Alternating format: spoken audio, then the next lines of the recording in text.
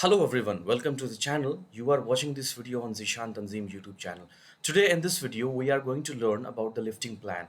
आज के वीडियो में हम लोग लिफ्टिंग प्लान के बारे में पढ़ने वाले हैं. तो first before we start the lifting plan एक छोटा सा डेफिनेशन है जो हम लोग पहले समझेंगे and that is critical lifting.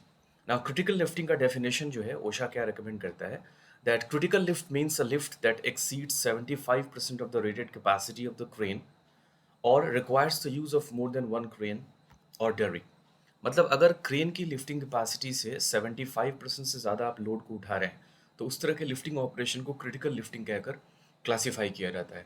या फिर अगर कोई ऐसा लोड है जिसके शेप की वजह से या फिर हैवी वेट की वजह से आप दो क्रेन्स का यूज़ कर रहे हैं तो वहाँ पर उस एक्टिविटी को क्रिटिकल लिफ्टिंग के नाम से क्लासिफाई किया जाएगा. Sometimes in some documents critical lifting is also classified or called tandem lifting. इसको tandem lifting के नाम से भी जानते हैं. Now ये मैंने इसलिए बताया, इसका एक रीज़न है. Now lifting plan और lifting permit में डिफरेंस होता है. लिफ्टिंग परमिट का वीडियो मैं आगे आने वाले सेशंस में मैं बनाने वाला हूँ. नाउ लिफ्टिंग प्लान क्या को कब डेवलप करना होता है अगर आपकी कंपनी में लिफ्टिंग ऑपरेशन बार बार नहीं होता है. अगर आपकी ऐसी कंपनी है, if you work in an organisation जहाँ पे कभी कभार लिफ्टिंग ऑपरेशन हो रहा है तो वहाँ पे हो सकता है कि हर लिफ्टिंग ऑपरेशन से पहले आपको एक लिफ्टिंग प्लान डेवलप करने की ज़रूरत पड़े. जनरली लिफ्टिंग प्लान जो होता है वो lifting appointed person, lifting supervisor and safety managers या सीनियर सेफ्टी ऑफिसर्स के जॉइंट मीटिंग की हेल्प से तैयार किया जाता है. और अगर आपकी कंपनी ऐसी है जहाँ पे आपको रेगुलर लिफ्टिंग ऑपरेशन किया जाता है आपके ऑर्गेनाइजेशन में तो उस कंपनी में आपको एक जनरल लिफ्टिंग प्लान होता है जिसके अकॉर्डिंगली लिफ्ट किया जाता है और हर लिफ्ट से पहले एक लिफ्टिंग परमिट इशू किया जाता है. ये आपका सेकंड सिनेरियो हो गया. And the third is critical lifting. अगर आपको क्रिटिकल लिफ्टिंग करना है तो before each critical lift a lifting plan should be developed and after that a lifting permit has to be authorised. कभी कभी लिफ्टिंग परमिट को लिफ्टिंग प्लान में incorporate कर दिया जाता है. नाउ ये जो मैं प्लान आपको शो कर रहा हूँ इस प्लान में लिफ्टिंग प्लान के साथ साथ लिफ्टिंग परमिट को भी इनकॉर्पोरेट किया गया है. Now let's start the session now. Again, I would like to confirm here that you are watching this video on Zishan Tanzim YouTube channel. Now here in this permit, ये lifting plan जो है यहाँ पे site name में आपको यहाँ पर आपको अपने साइट का नाम डालना होगा जिस प्रोजेक्ट पे आप काम कर रहे हैं. टास्क डिस्क्रिप्शन में आपको क्लियरली यहाँ मेंशन करना है कि आप किस चीज़ का लिफ्टिंग करने वाले हैं और किस तरह का लिफ्टिंग करने वाले हैं. वो क्रिटिकल लिफ्टिंग है, जनरल लिफ्टिंग है, क्या लिफ्टिंग करने वाले हैं ये आपको यहाँ डालना है. And date plan for the lift. क्योंकि ये लिफ्टिंग प्लान जो होता है ना ये लिफ्टिंग ऑपरेशन से पहले मीटिंग जब होती है तो वहाँ पे सारी चीज़ें डिस्कस की जाती हैं और एक प्लान डेवलप किया जाता है.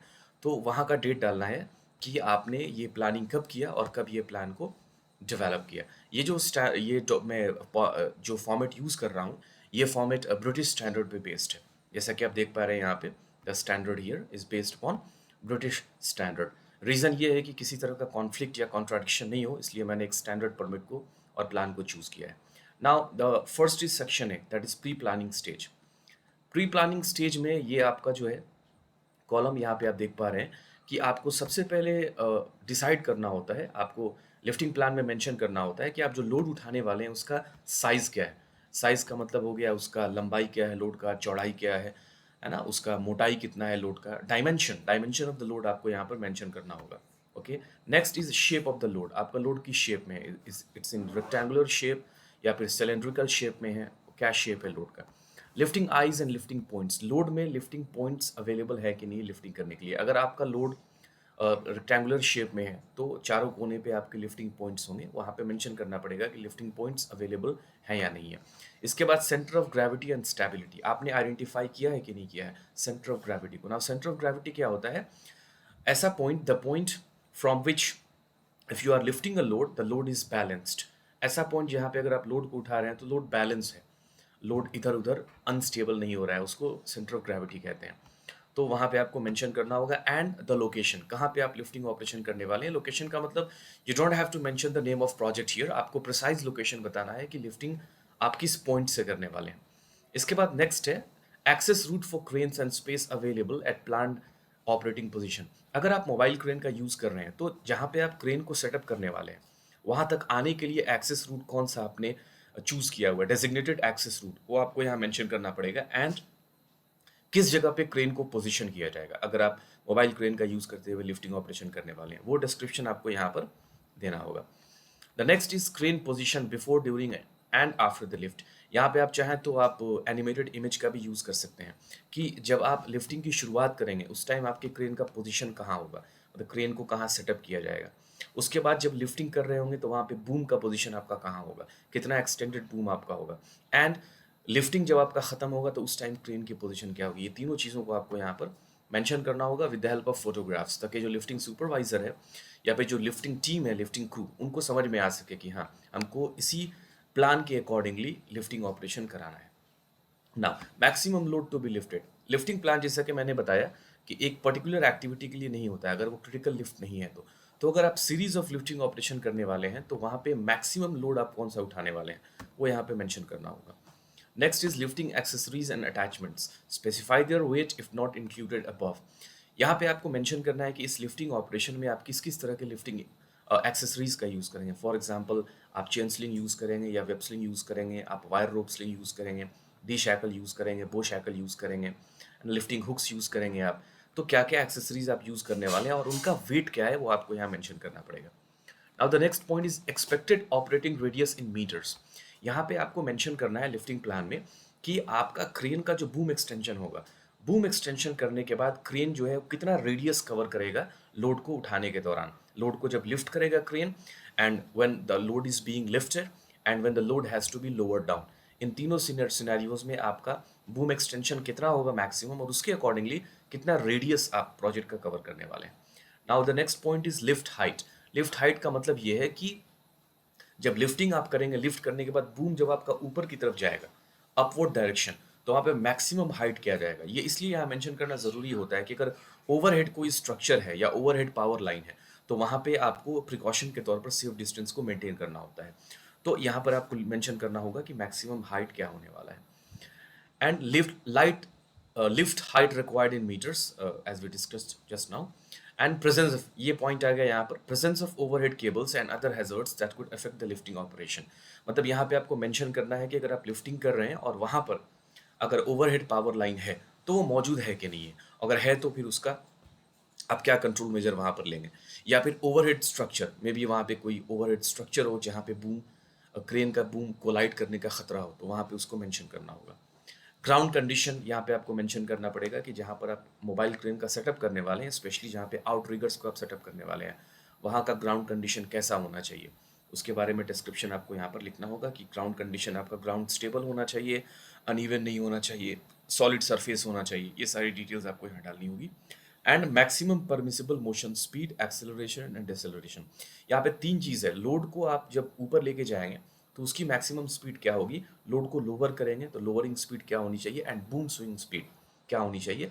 बेहतर है मैं यहाँ पे एग्जैक्टली न्यूमेरिकल डेटा इसलिए नहीं दे रहा हूँ कि आपको लीगल स्टैंडर्ड को रेफर करना होगा कि आप जिस कंट्री में काम कर रहे हैं वहाँ का लीगल स्टैंडर्ड क्या है, या as per your health and safety policy आपका क्या स्पीड लिमिट है, आपको यहाँ पर स्पीड लिमिट को मेंशन करना होगा।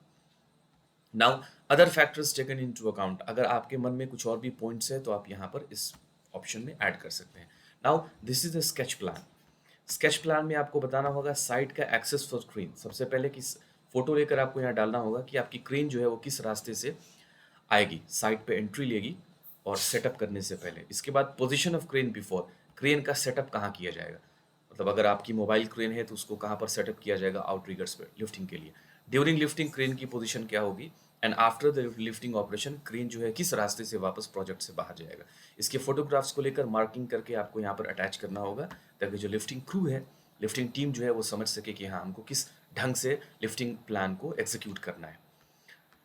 Now next is section B, crane on site. ये हो गया बिफोर हैंड प्रिपरेशन की लिफ्टिंग प्लान को बना रहे हैं आप, या लिफ्टिंग करने से पहले आपको क्या क्या प्रिपरेशन करना है। Now once the crane is on site, एक बार क्रेन जब साइट पे आ जाती है तो वहाँ पे आपको क्या क्या चीज़ें चेक करनी है। Now here type of crane, सबसे पहले आपको क्रेन का टाइप मेंशन करना है, whether it's a crawler crane, ये क्रॉलर क्रेन है, और इट्स अ मोबाइल क्रेन या फिर एक मोबाइल क्रेन है, आपको वहाँ मेंशन करना होगा। Safe working load of the crane, crane का सेफ वर्किंग लोड आपको यहाँ मेंशन करना होगा। जैसा कि मैंने वीडियो के शुरू में बताया था कि इसमें आपको लिफ्टिंग परमिट को भी इनकॉर्पोरेट किया गया है। Now this section we are talking about, this is lifting permit जिसको लिफ्टिंग प्लान में इनकॉर्पोरेट कर दिया गया है। आइडेंटिफिकेशन नंबर, यहाँ पे आप क्रेन का रजिस्ट्रेशन नंबर जो होता है आरसी नंबर, वो यहाँ पर आप मेंशन करेंगे। अगर वो मोबाइल क्रेन नहीं है तो फिर वहाँ पे टावर क्रेन का सीरियल नंबर होता है या ईओटी क्रेन का सीरियल नंबर होता है, वो आपको यहाँ पर मेंशन करना होगा। अगर क्रेन आपकी किराए पर है, भाड़े पर आपने मंगाया है, तो वहाँ पे हायर कंपनी का नाम आपको डालना होगा। इसके बाद थोरो एग्जामिनेशन ऑफ लिफ्टिंग एक्सेसरीज, यहाँ पे आपको डालना है कि लिफ्टिंग एक्सेसरीज का जो टीपीसी है, थर्ड पार्टी सर्टिफिकेट, वो वैलिड है कि नहीं है। मिडिल ईस्ट में या बहुत सारे कंट्रीज हैं, वहाँ पे लिफ्टिंग एक्सेसरीज का थर्ड पार्टी सर्टिफिकेशन कराना मैंडेटरी होता है, और अगर वो एक्सपायर्ड है तो आप उस एक्सेसरी का इस्तेमाल करके लिफ्टिंग ऑपरेशन नहीं कर सकते हैं। और आपका लिफ्टिंग इक्विपमेंट जो है, इसकी वैलिडिटी जनरली जो है गल्फ कंट्रीज़ में, मैंने कतर में जॉब किया है, वहाँ पे मैंने देखा है, और भी दूसरी जो गल्फ कंट्रीज़ है, वहाँ पे 12 महीने का, 1 साल की वैलिडिटी होती है लिफ्टिंग इक्विपमेंट की, थर्ड पार्टी सर्टिफिकेशन की। तो यहाँ मेंशन करना होगा कि थर्ड पार्टी सर्टिफिकेशन जो है वो वैलिड है कि नहीं है, और अगर है तो एक्सपायर कब होने वाला है। Safe working load indicator functional, आपको क्रेन में चेक करना होगा कि जो सेफ वर्किंग लोड इंडिकेटर है, जो कि ऑपरेटर के केबिन में होता है, वो काम कर रहा है कि नहीं कर रहा है, फंक्शनल है या नहीं है। Weekly inspection book in cab, जैसा कि आपको पता होगा कि जो भी इक्विपमेंट्स होता है, इक्विपमेंट्स का इंस्पेक्शन जो होता है वो बहुत सारे टाइप का इंस्पेक्शन होता है, जिसमें एक इंस्पेक्शन होता है बाय द ऑपरेटर और बाय द यूज़र। डेली गाड़ी जब स्टार्ट की जाती है, क्रेन को स्टार्ट किया जाता है, तो उससे पहले, शिफ्ट शुरू होने से पहले या ऑपरेशन शुरू होने से पहले, जो ऑपरेटर है वो एक केयरफुल एग्जामिनेशन करता है, इंस्पेक्शन अपने डिवाइस का या मशीन का करता है, और वो चेकलिस्ट को अपने केबिन में रखना है। तो आपको चेक करना है कि वो अवेलेबल है कि नहीं है, वो यहाँ पे मेंशन करना है। और is the crane correct size and type, यहाँ पे ये बहुत ज़रूरी चीज़ है कि आपने जिस क्रेन को साइट पे सेलेक्ट किया है, उस लिफ्टिंग ऑपरेशन के लिए वो क्रेन सूटेबल है कि नहीं है। हो सकता है कि लोड को आपको लिफ्ट करके क्रेन को ट्रैवल कराना पड़े, ऐसे कंडीशन में mobile crane is not a safe option. In that case scenario, crawler crane is the best option. तो आपको चेक करना होगा कि आपका क्रेन का टाइप एंड साइज करेक्ट है कि नहीं है। इसके बाद ऑपरेटर की डिटेल्स, ऑपरेटर का नाम यहाँ पे डालिएगा, third party certificate card number जो है वो यहाँ पे डालेंगे आप। क्रेन की पोजीशन की बात हो रही है कि क्रेन का जो बेस है, मतलब आप यूँ कह सकते हैं यहाँ पे कि क्रेन के जो आउटरिगर है, आउटरिगर या बेस, वो प्रॉपरली पोजीशंड है कि नहीं है। आउटरिगर्स फुली एक्सटेंडेड है कि नहीं, आपको चेक करना है क्रेन जब सेटअप हो तो। इसके बाद adequate packing under outrigger, outrigger के नीचे जो बेस हम देते हैं, जो मेटल का होता है या वुडन का होता है, ताकि लोड को इवनली डिस्ट्रीब्यूट किया जा सके, वो है कि नहीं, वो यहाँ मेंशन करना होगा। और आउटरिगर का पोजीशन सेटिस्फैक्ट्री है कि नहीं। जनरली मोबाइल क्रेन का आउटरिगर जो है वो स्टेबल ग्राउंड पे होना चाहिए, इवन ग्राउंड पे होना चाहिए, और एक्सकावेशन के एजेस पे नहीं होना चाहिए। अगर ऐसा है तो मोबाइल क्रेन के ओवरटर्निंग के चांसेस बढ़ जाते हैं, तो वहाँ पे मेंशन करना होगा। इसके बाद नेक्स्ट सेक्शन हमारा जो है लिफ्टिंग गियर का है। लिफ्टिंग गियर में आपको टाइप यहाँ मेंशन करना है कि किस तरह के लिफ्टिंग गियर का आप यूज़ कर रहे हैं। फॉर एग्जांपल, अगर लोड उठाना है तो हो सकता है कि flat web sling might be a safer option. कुछ लोड्स ऐसे होते हैं जहाँ पे chain web sling is a safer option, chain sling is a safer option. कुछ ऐसे लोड्स हो सकते हैं जहाँ पे आपको wire rope sling is a safer option. तो आपको यहाँ मेंशन करना होगा कि टाइप क्या है। आइडेंटिफिकेशन नंबर, जो आपका लिफ्टिंग एक्सेसरी है उस पर टैग लगा होता है, और हर लिफ्टिंग एक्सेसरी का आइडेंटिफिकेशन नंबर होता है, जो कि यहाँ मेंशन करना होगा। सेफ वर्किंग लोड, आपका जो लिफ्टिंग एक्सेसरी है उसका भी अपना सेफ वर्किंग लोड होगा, वो भी आपको टेस्ट करना होगा। आगे मैं एक सीरीज बनाने वाला हूँ, जिस सीरीज में मैं जैसे कि इससे पहले वीडियो जो मैंने अपलोड किया, वहाँ पे मैंने बात किया था कि लोड चार्ट कैसे कैलकुलेट करते हैं क्रेन का। आगे आने वाली वीडियोस में मैं डिस्कस करूंगा कि जो लिफ्टिंग एक्सेसरी होता है उसका लोड चार्ट कैसे होता है, उसका लोड कैलकुलेशन कैसे किया जाता है। नाउ विजुअल चेक, आपको विजुअल चेक करके यहाँ रिमार्क्स डालना होगा कि आपका लिफ्टिंग एक्सेसरी जो है वो सेफ है कि नहीं लिफ्टिंग ऑपरेशन के लिए। यहाँ पर रिमार्क्स डालना है कि क्या ये सारे कंडीशंस को मैच करते हुए आप ये लिफ्टिंग ऑपरेशन को सेफली एग्जीक्यूट कर सकते हैं कि नहीं कर सकते हैं। इफ़ यू हैव सब कमेंट्स, अगर आपके पास कमेंट्स हैं तो आप यहाँ पे कमेंट्स को दे सकते हैं। कंप्लीटेड बाय में जिस बंदे ने इसको कंप्लीट किया है परमिट को, उसका साइन रहेगा। जनरली आप कंपनी पे डिपेंड करता है, in some of the companies lifting supervisors इसको साइन करते हैं। देयर आर सम कंपनीज जहाँ पे इसको सेफ्टी ऑफिसर को करना होता है। डिपेंड करता है कि आपकी कंपनी किस तरह का सिस्टम फॉलो कर रही है। Now next is authorisation of lifting operation. यहाँ पे अब आप ऑथराइज कर रहे हैं लिफ्टिंग ऑपरेशन को शुरू करने के लिए। यहाँ पे मेंशन करना होगा आपको फिर से कि क्या काम कर रहे हैं आप। What is the task that is to be carried out by using the crane? Crane का इस्तेमाल करते हुए कौन सा टास्क करना है, किस तरह का लिफ्टिंग ऑपरेशन आप करने वाले हैं। Next, whether the work is expected to take more than a day, specify the configuration of the crane at the end of each day's work। अगर मान लीजिए कि लिफ्टिंग ऑपरेशन कुछ इस तरह का है कि एक दिन में वो कंप्लीट नहीं होने वाला है, आज कंप्लीट हुआ, आज के बाद कुछ काम पेंडिंग है कल के लिए, तो at the end of the shift crane की पोजीशन क्या है वो आपको वहाँ पर मेंशन करना होगा, क्योंकि जनरली ये एक्सेप्टेबल नहीं होता है कि क्रेन के बूम को आप ओपन फॉर्म में छोड़कर जाएंगे। तरीका ये होता है कि जब आपका लिफ्टिंग ऑपरेशन कंप्लीट हो जाए या कंप्लीट नहीं भी हो, तो एंड ऑफ द शिफ्ट से पहले आपको लोड को लोअर कर देना होता है, क्रेन के बूम को कंप्लीटली रिट्रैक्ट कर लेना होता है, और क्रेन को पार्किंग स्पेस में आपको पार्क कर देना होता है, वो यहाँ मेंशन करना होगा। Explain the control measures required to eliminate or minimize risk to those involve. यहाँ पे आपको complete series of control measures को मेंशन करना है कि लिफ्टिंग ऑपरेशन के दौरान आप क्या क्या कंट्रोल मेजर लेने वाले हैं। फॉर एग्जांपल सी एरिया को सिक्योर करना, साइन बोर्ड्स इंस्टॉल करना, प्रॉपर कम्युनिकेशन सिस्टम को प्रोवाइड करना, एक छोटा सा brief training session lifting crew को प्रोवाइड करना, एडिक्वेट सुपरविजन प्रोवाइड करना, लिफ्टिंग परमिट को इशू एंड ऑथराइज करना। जो भी कंट्रोल मेजर आप ले रहे हैं रिस्क को मैनेज एंड कंट्रोल करने के लिए, वो यहाँ पे आपको मेंशन करना होगा। Next, explain the steps required to eliminate risk to other people, road closures and segregation zones. हो सकता है कि आप किसी ऐसी जगह पे लिफ्टिंग ऑपरेशन कर रहे हैं जहाँ पे आपका क्रेन का जो बूम है उसको बहुत ज़्यादा एक्सटेंड करने की ज़रूरत है, and because of that extension वहाँ पे आसपास में जो लोग काम करने वाले हैं दूसरे एरिया में, वो लोग अफेक्टेड हो सकते हैं। उनके लिए आपने क्या कंट्रोल मेजर प्लान किया या क्या कंट्रोल मेजर आप इंप्लीमेंट करने वाले हैं, उसका डिटेल आपको यहाँ पर देना होगा। Now, pre work checks of crane site and load. आपको शुरू करने से पहले काम क्रेन का इंस्पेक्शन करना होगा, आपको साइट का इंस्पेक्शन करना होगा और लोड का इंस्पेक्शन करना होगा। क्या चेक करेंगे वो आपको चीज़ें यहाँ पर मेंशन करना होगा। Next, task allocation to named people.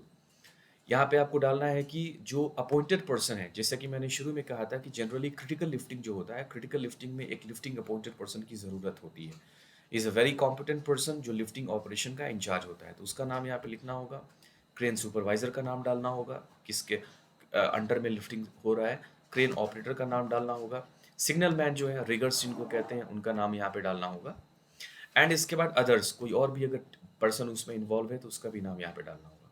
Next is confirmation of load details, weight, dimension and COG. आपको यहाँ पे फिर से डालना है कि लोड डिटेल्स क्या है, आपका लोड का वेट क्या है, किस किस वेट का आप लोड उठाने वाले हैं, डायमेंशन लोड का क्या है, एंड सेंटर ऑफ ग्रेविटी को आपने क्लियरली आइडेंटिफाई किया है या नहीं किया है। इसके बाद next, lifting points and lifting methods. यहाँ पे आपको मेंशन करना है कि आप लिफ्टिंग पॉइंट को आपने क्लियरली आइडेंटिफाई किया है कि नहीं किया है, और किस तरह के लिफ्टिंग मेथड का यूज़ करने वाले हैं, और साथ ही साथ आप जो लिफ्टिंग एक्सेसरी यूज़ करने वाले हैं, कौन सी एक्सेसरी आप वहाँ पर यूज़ करने वाले हैं। पिकअप एंड लैंडिंग पॉइंट, ये बहुत ज़रूरी होता है। समटाइम्स क्या होता है कि अगर आप लिफ्टिंग कर रहे हैं और आपने प्रॉपर प्लानिंग नहीं की है, लोड को आपने उठा दिया, अब लोड को जहाँ पे आपको रखना है वो प्लेटफॉर्म स्ट्रांग नहीं है, स्ट्रांग इनफ नहीं है कि लोड को वो बर्दाश्त कर पाए। लोड रखने के बाद पूरा का पूरा स्ट्रक्चर आपका कोलैप्स हो गया, that might be a very risky situation.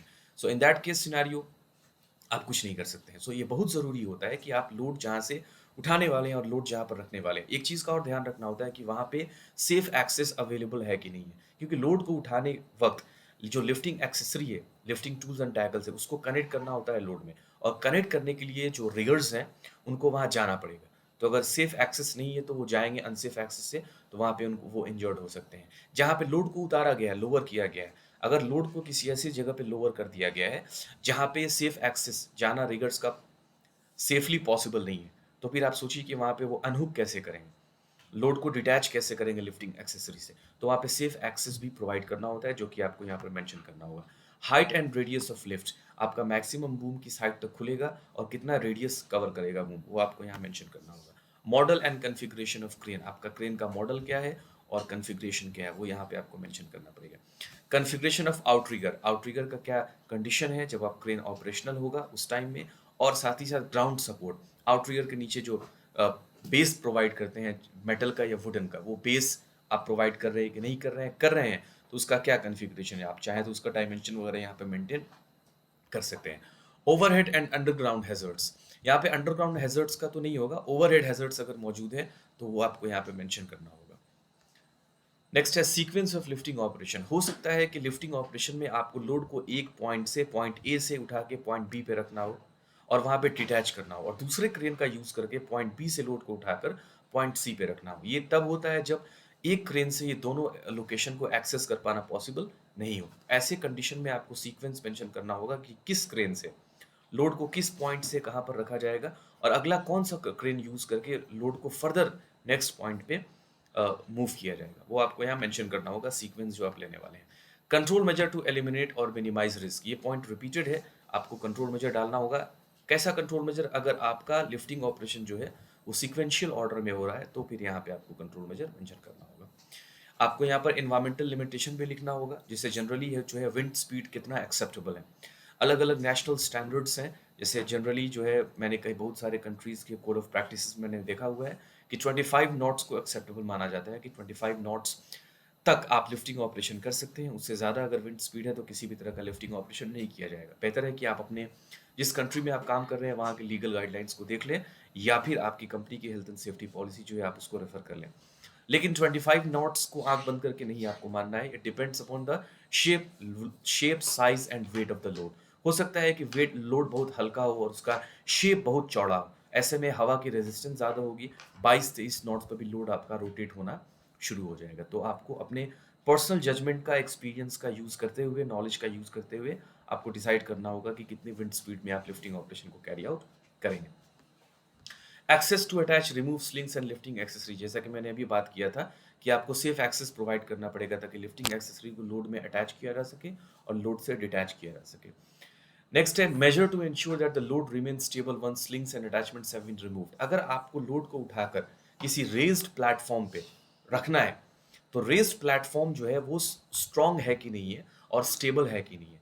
ऐसा नहीं कि आपने लोड को उठाकर किसी टेम्पररी स्कैफोल्ड पे या किसी स्कैफोल्डिंग प्लेटफॉर्म पे आपने रखा है और वो प्लेटफॉर्म उस लोड के लिए डिज़ाइन ही नहीं किया गया था। तो इस बात का खतरा है कि पूरा का पूरा स्ट्रक्चर कोलैप्स हो सकता है या अनस्टेबल होकर गिर सकता है। तो आपको ये मेंशन यहाँ करना होगा कि आपका जो लैंडिंग प्लेटफॉर्म है जहाँ पे लोड को आप लोअर करने वाले हैं वो उसके अकॉर्डिंगली डिज़ाइन किया गया है या नहीं किया गया है। इसके बाद next arrangement for working at height and rescue plans. यहाँ पे आपको मेंशन करना होगा कि रेस्क्यू प्लान की ज़रूरत है कि नहीं है।